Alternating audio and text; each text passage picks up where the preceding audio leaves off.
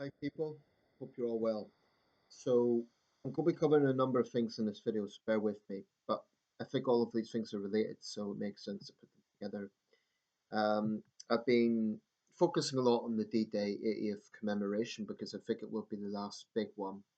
I um, I can't see it being done on the 85th or the 90th anniversaries on this scale. For one thing, there'll be very few veterans left, and maybe none. I mean, this year, one Jack Jennings, the last veteran of the Burma Railway, passed away. So it just shows that that generation is gradually slipping away. So I'd be very surprised if there's anything big for the 85th or 90th anniversaries, but that doesn't mean they should be forgotten. So it's significant, and I found some of the events profoundly moving. Um, In fact, I'm just going to show you the cover of the Daily Express. Should have had this on hand really, but I'm not going to start the video again. I'll just get it. Bear with me 1 second.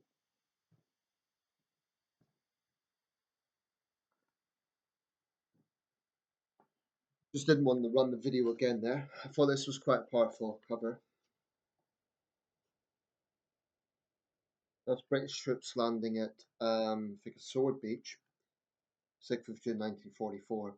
One thing about the Normandy campaign, the D-Day landings, Operation Neptune, is well documented, of course, it's evocative. Actually, a lot of casualties came later in the campaign, further inland, fierce fighting around the city of Cannes and elsewhere. So, not all the casualties were on D-Day itself. But anyway, that's a powerful photo shot once again. I mean, look at the expression of this guy and this guy. You can see the you can only imagine what's going on in their mind. At least some of them would have died on the beach, so it's powerful. Um, Biden made a good speech, I thought. He drew analogies with what's happening in the world today. Um, well, one more thing about D-Day, I only found this out recently. It's not until the 40th anniversary in 1984 that it really became a big thing because the 10th anniversary in 1954 was low key. 1964, 74, those events weren't really, there was not really that much done. It was probably a local small scale ceremony, but it was 1984 that marked the beginning of the big scale ceremonies. I think as relations with Germany improved, as the world changed, as veterans got older, the significance of it, I think, began to sink in more in a way. Um, yeah, so Biden did make analogies to the world today, and I think it's absolutely right that certainly that Putin wasn't there, but even a Russian delegation, I think, would have been inappropriate in the current context. It is true that Russia had enormous sacrifice in World War II. A staggering scale, much bigger overall than Britain or America. But it also should be remembered that Russia, the Soviet Union, was allied with Nazi Germany for 2 years. It wasn't until Operation Barbarossa that they were brought in. And in fact, they invaded Poland shortly after Germany invaded Poland. So Russia cannot really lecture the West when it comes to World War II. Their massive losses should never be forgotten. Millions and millions of Russians sacrificed in that campaign. But for countries like Poland, Ukraine, the Baltic states, they were persecuted by both sides. They were persecuted by the Nazis and then later on by the communists. And actually, as Operation Barbarossa went underway, um, there was NKVD prisoner massacres in Ukraine that was initially blamed on the Germans. It was actually the NKVD communists who were responsible for that. Up to 100,000 killed was one of the great crimes of World War II. Um, so that's just, it's important that, history not be looked at in terms of Russia could say, well, we had these huge sacrifices, and the West should remember that because Russia only came into the war because Germany invaded it. So I think that has to be remembered. Um, Now, I'll just stress one thing that's been in the news. Rishi Sunak is getting a lot of heat. Penny Mordaunt had to, well, not defend him. She condemned him actually in the leaders' debate. I haven't spoken about that yet. He's been widely condemned across the board. The Daily Star had him as Private Pike. Farage claimed he was unpatriotic. All the other parties have jumped on it. I do suspect it's a little bit overblown. Now, I think it was wrong for him to leave the international event. It was a big mistake. He has apologised. I'll be honest, we're in the general election. I do think that other parties are exploiting this a bit cynically, and I don't think they should.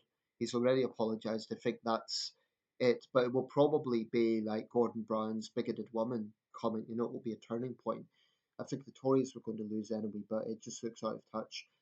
The thing is, it's a bit unfair to say that he doesn't care or he's unpatriotic, because he did go to British ceremonies, he did meet veterans. It was a mistake. He shouldn't have left early. None of the other leaders did, so that was a mistake. But I do suspect it's being a little bit overblown. I mean, I've seen extensive coverage on this, and I think it's a little bit overblown. Now, on Sunak's national service plans, I honestly have mixed feelings about it because I think the timing was off. I think it looks desperate. It looks like a desperate move to try and pitch to base older Conservative voters. But I don't think it's entirely without merit. And I do feel this country is in a sort of 1930s moment. I mean, we have been on the right side of history, I believe, by supporting Ukraine. And I give successive prime ministers, Johnson, Truss, and Sunak, credit for standing up to Russia. They have, and they all deserve credit for that. Um, I mean, Liz Truss has been consistent. She gets slack in other areas, but she has been consistent regarding Russia and China. I give her credit for that. Sunak and Johnson are softer on China. But regarding Russia, they have done the right thing. They have consistently supported Ukraine. Um, there are things that have escalated recently with Western leaders saying it's legitimate now for Ukraine to hit targets within Russia, Russia proper. This is my take on that. I'll talk a little bit about that in the national service thing because they're related. So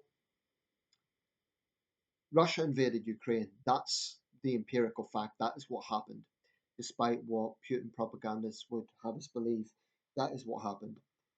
And therefore, what Ukraine is engaging in is a defensive war. Absolutely. Now, if they're using Western weapons to attack missile sites in Russia, they can be verified to be sending missiles to Ukrainian cities like Kharkiv, then absolutely I think it's morally defensible to target those military sites. Now, they have to be careful about it. If you had a situation, for example, that it didn't hit its target and it killed a large number of Russian civilians, that would be, wrong, and the Ukrainians would have to explain why they got it wrong with Western weapons. But I think, morally speaking, they absolutely have a right to defend it themselves. I mean, Macron made a good point. What's the point of saying to the Ukrainians that we're going to support you, but only up to a point? I mean, you can have the support, but we're going to stop here. I think that's misguided. I think it makes absolute sense to be hitting specific military sites. Putin, of course, is coming out with his usual threats about nuclear wars not off the table and all of that. To be honest, I even put Putin on mute these days. When I see videos about it, I put it on mute if I even bother to watch it because it's so predictable. I don't think Putin will come out with anything particularly new. I think there's things going on in the background. I think um, they're going to no doubt do a big VE Day parade next year, and they'll use that, as I have done on previous occasions, to stoke up pro Putin propaganda. I think China, I read a piece in the Times, it was argued, I forget the columnist now, but he made the point that China, on the surface, is a strong ally of Russia. Outwardly they talk about Xi Jinping and Vladimir Putin look like good friends, and they talk about this eternal friendship and so on. But I think behind the scenes, Russia is uncomfortable at being the junior partner, and China sooner or later is going to start getting tired of Russia's position on this. They're going to sort of be thinking, wrap up this war. Like, so far China hasn't supplied Russia with weapons, um, but there is an economic partnership there. China has no doubt supported Russia. China at some point is going to be asking for a bill. I don't think you get great powers like countries as powerful as Russia and China, and they won't have vested interests involved. I don't think, two of the world's most powerful countries, Russia has been weakened, but still a powerful country. I don't think that they will have it will be entirely, without some sort of mutual interest involved. Excuse me, without some sort of specific personal interest involved. In other words, there'll be a catch. Um, they'll never show that to the West, but I think it's there. Russian casualties in Ukraine are horrendous, horrendous. Um, it could be anything from 50,000 to 200,000, but without question, tens of thousands of Russians have been killed and injured. Many, many Ukrainians as well. It may be that the Ukrainians are exaggerating figures on the Russian side and downplaying their own casualties. That happens at wartime. But this is a major war. And for me, the risk in the West is it kind of we become okay, it's just another story about Ukraine, and we kind of get comfortable with the idea the war hasn't yet spread beyond Ukrainian borders. It's incredible it hasn't. It has been restricted to Ukraine. Um, that's where it differs from World War II, where you had a successive state of countries being invaded by Germany. But I don't think we just know that Russia cannot be trusted. We know that Putin cannot be trusted. So that's why I have a big problem with this idea of let's have a ceasefire now. Let's just tell the Ukrainians to give up a big portion of their territory. What then? I think that enables Putin. I think it encourages him to think he's got the upper hand, that he's got the West to submit to that he's got the Ukrainians to submit to that, and it will encourage him to take further aggressive steps. I do not believe for a second that Putin has no designs on taking the whole of Ukraine. He invaded the country in the first place. So I think people who think that if the Ukrainians would just go for the ceasefire and give up a big chunk of the territory. Firstly, I would say whatever country you come from, would you be okay with that? Why should the Ukrainians? Um, Especially given the sacrifice they've made.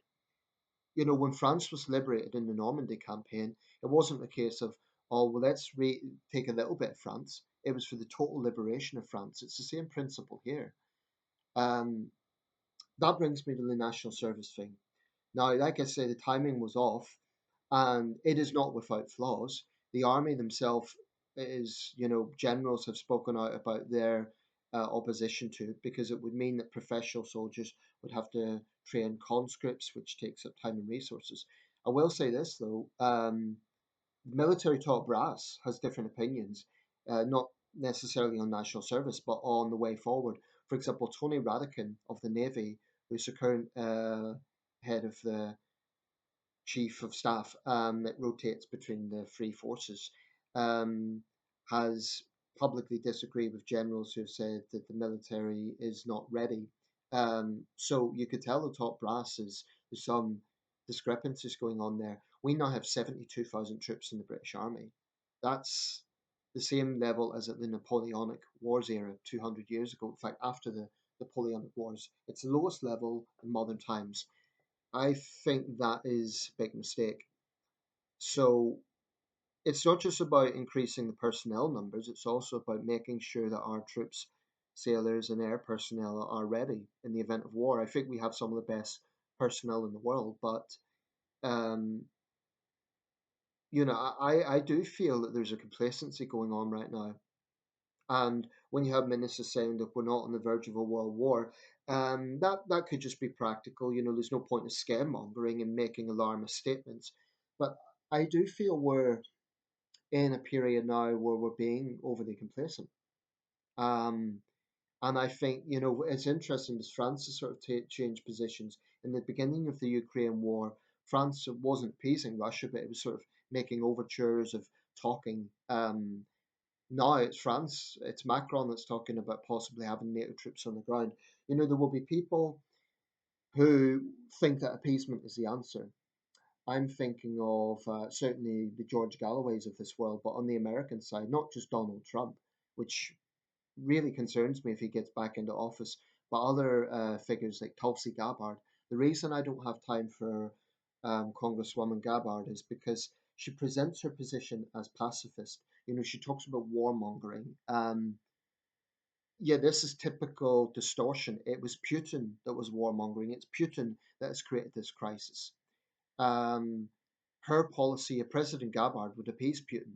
She has a track record of appeasing foreign tyrants. and then masking it up as her opponents are warmongers. As if Biden taking action on this is somehow warmongering, as if the president of the United States should do nothing. I have a big problem with that. And she makes a lot of the fact that she served. Um, but I judge her as a politician, and I think her policy of appeasement is just plain wrong. Um, what D-Day shows us is you cannot appease tyranny. So I think there are analogies. I have no problem saying I think that Putin is the Hitler of the 2020s. Um, he hasn't yet started a world war and committed a genocide of 6 million plus people, but he's done pretty much everything else. Um, he's crushed dissent at home. He has started an invasive war. He's stoked up ultranationalism. Um, his forces have deported thousands of Ukrainian children. There is, I mean, the totalitarianism is plain to see. Recently, I got a little bit of a shock. I saw a maintenance van going past the spar, and there was a young guy driving it, and he had two Russian flags flying on the back. Now, this wasn't for any sort of sporting event. As far as I know, there's no big football match or anything going on. Russian flags flying in a road in the UK. Now, I cannot see that as anything other than being a statement of loyalty to the Russian Federation. Whether the driver was Russian, somehow I don't think he was. I think it's more likely he was a useful idiot. Unfortunately, we have a lot of them around. Um, the idea of national service, the timing, it looks like it's sort of an electioneering thing. But more broadly, I don't think that there is necessarily a problem with getting young people to serve their country. Here's the thing, it isn't about forcing them to go and die in war. It's about public service that could take many forms. It could be in a hospital, it could be in the care sector, it could be in lots of different areas. And I do think that when we look at young offenders, clearly the softy approach that's been used for years just doesn't work. They laugh at community sentencing, and in too many cases, they don't even face a custodial sentence. So, I've seen this attitude from young people in this country today, and those who are against national service will say it's about punishing young people. Well, you can have it in a way that's aimed at young offenders, but even if that is ruled out. I know the arguments against it because it's taken up a year out of someone's life that they may be spending traveling or doing something else. They may have plans. But if this is put up in such a way that they'd have multiple choices about what they do, it doesn't need to be joining the army, just some capacity of serving their country. And remember, this is normal in other countries. So I don't know why we act so shocked in this country, like it's some sort of insane idea. It's not without flaws, but is it really such a terrible thing to encourage service to young people? I don't think it is. Um, I mean, one young guy asked the Prime Minister, "Why do you hate young people?" I don't think it translates as hating young people. Um, like I say, it's not about forcing people to join the army. I will say this, though, if things escalate, I'm 38, I'd be an old man compared to some of the young people who might join up, but I would be prepared to fight for this country if it came to it. I'm not saying that in a cavalier or braggadocious way. I feel very strongly about it. I feel Putin's Russia is an existential threat to the whole of Europe. I strongly believe that. And absolutely, I would fight for this country. I'm not a pacifist, but no one should be under any illusions that war is no trivial thing. It's I wouldn't view it in a romantic way. But if I had to do it, I would do it. Um, I will say this though, some of the older generation run down young people. One thing about national service is it will prove them wrong because there's a lot of young people who are already serving this country. You hear the Pride of Britain Awards the Daily Mirror organises. There's a lot of remarkable things young people do, raising money for charities, a lot of selfless acts. Indeed, a lot of young people already serve in the armed forces. So I will take issue with older people who run down the whole younger millennial generation or generation alpha because there are a lot of young people who are, doing selfless things, raising money for charity, engaging in voluntary work. So I will take an issue with running down young people in that sense. But the other side of it is, I do think we need a tougher approach to young offenders because they're making people's lives a misery. Angela Rayner made a point in the leaders' debate that young people are scared of crime as well. That's coming from other young people. So, Labour and others are just scorning this idea of national service. I think it's the timing. It looks a bit desperate. It's not ideal. Generals themselves are against it. It's not ideal, but the concept of it, I don't think should be, scorned. I think the concept of serving one's country can be a good thing. Um, but there should be flexibility involved. There should be multiple choices involved. I don't think it should be. I mean, I think people look at this as, oh, you're going to force young people to join the army and die on the front lines. That's not what it's about. So I think there's a bit of distortion going on there. But I'll close this bit video by saying there is a sense of complacency in this country. I think we're in very, very volatile times. There's an aggressive Russia, an assertive and aggressive China, very volatile Middle East, the South China Sea, we could call it the West Philippine Sea, is, very volatile. I'm not saying we're about to have World War II on the brink. There's been many incidents in recent history where we've said, oh, it's going to be World War III, and that never really transpired. But I do think the world is in a particularly tense time at the moment. The future leadership of the United States is uncertain. If Trump gets back in, I think Trump's a disgrace. I think he's a completely failed leader and I don't trust him. So, certainly in this country, I hope Prime Minister Starmer, if not rerunning Brexit, I hope he recognises that we need to be close to our Western allies, work closely with other European countries. Um, I also think, frankly, we need to get tougher on those who would actively advocate for Putin. Like I've said before, I would have George Galloway investigated. I do not trust that man at all. This is someone who's worked on Russian state TV, Iranian state TV. Someone like George Galloway would be very useful for the Putin regime.